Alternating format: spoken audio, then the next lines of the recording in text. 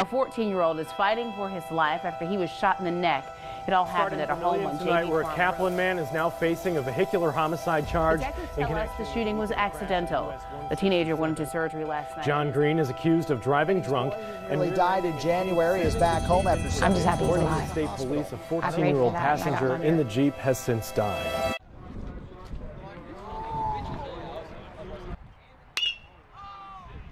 April 18th, a baseball game between Jennings and Southside High School seems like any other night at the ballpark.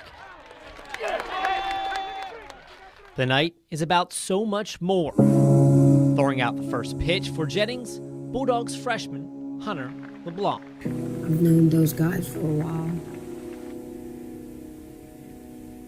Just getting to be around them on the field for that little moment, it felt really good.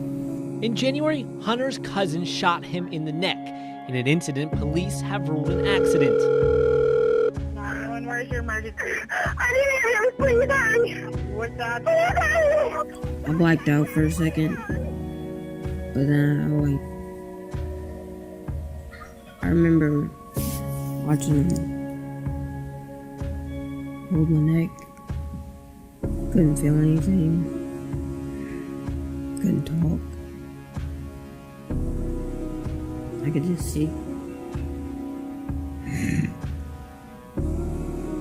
Were you scared you would die? I was.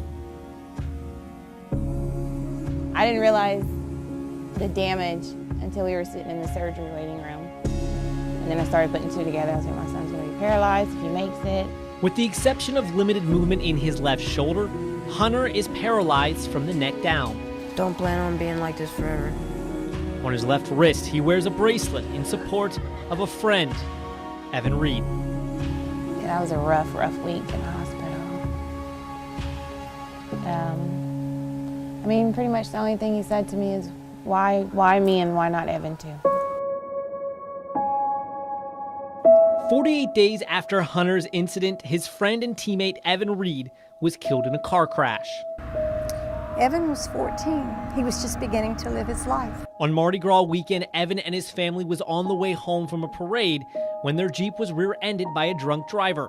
67-year-old John Green was arrested and charged in the incident. I lie awake at night thinking about what has happened and how hard it is to go on without him. And then I think about my son and my ex-daughter-in-law and how hard it is for them as parents. Neither Evan or Hunter played on the Jennings baseball team, but it didn't stop the Diamond Dogs from rallying behind the two. That Wednesday night game in April raised $2,000 for their families. They all have a huge heart. I mean, they're a team. They stick together. I feel for them. Like I don't even know what their class is going through right now.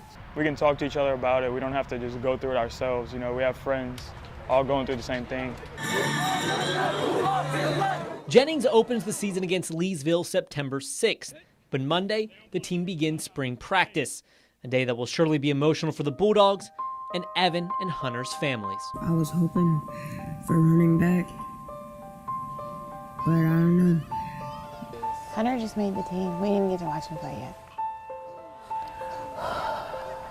Hunter went to Midland, and he begged to go to Jennings to play football.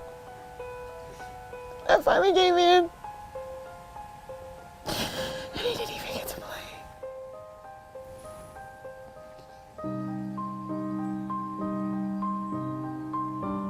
I'm sorry.